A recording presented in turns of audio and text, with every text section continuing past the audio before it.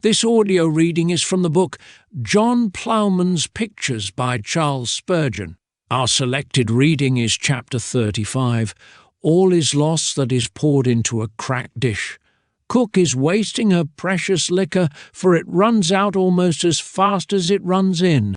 The sooner she stops that game, the better. This makes me think of a good deal of preaching. It is labour in vain, because it does not stay in the minds of the hearers, but goes in at one ear and out at the other.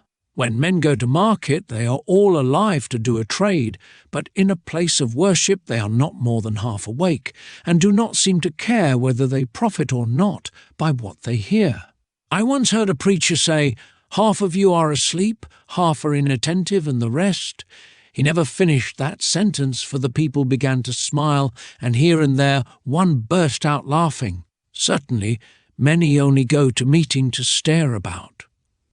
"Attend your church," the parson cries. "To church each fair one goes. The old ones go to close their eyes, the young to eye their clothes." You might as well preach to the stone images in the old church as to people who are asleep. Some old fellows come into our meeting, pitch into their corner, and settle themselves down for a quiet snooze as knowingly as if the pew was a sleeping car on the railway. Still, all the sleeping at service is not the fault of the poor people, for some parsons put a lot of sleeping stuff into their sermons. Will Shepherd says they mesmerize the people. I think that is the right word, but I'm not sure. I saw a verse in a real live book by Mr. Shields, the vicar of Brockham, a place which is handy to my home. I'll give it you. "The ladies praise our curate's eyes. I never see their light divine, for when he prays he closes them, and when he preaches closes mine." Well, if curates are heavy in style, the people will soon be heavy in sleep.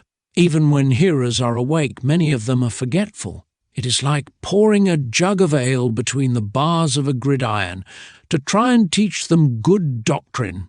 Water on a duck's back does have some effect, but sermons by the hundred are as much lost upon many men's hearts as if they had been spoken to a kennel of hounds. Preaching to some fellows is like whipping the water or lashing the air. As well talk to a turnip or whistle to a dead donkey as preach to these dull ears. A year's sermons will not produce an hour's repentance till the grace of God comes in. We have a good many hangers-on who think that their duty to God consists in hearing sermons, and that the best fruit of their hearing is to talk of what they have heard. How they do lay the law down when they get argyfying about doctrines. Their religion all runs to ear and tongue, neither their heart nor their hand is a scrap the better. This is poor work and will never pay the piper. The sermon which only gets as far as the ear is like a dinner eaten in a dream. It is ill to lie soaking in the gospel like a bit of coal in a milk pan, never the whiter for it all. What can be the good of being hearers only?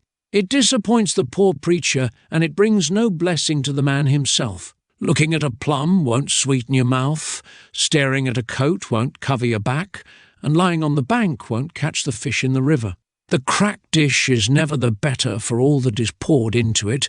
It is like our forgetful heart. It wants to be taken away and a new one put instead of it. This concludes chapter 35. Thank you for listening.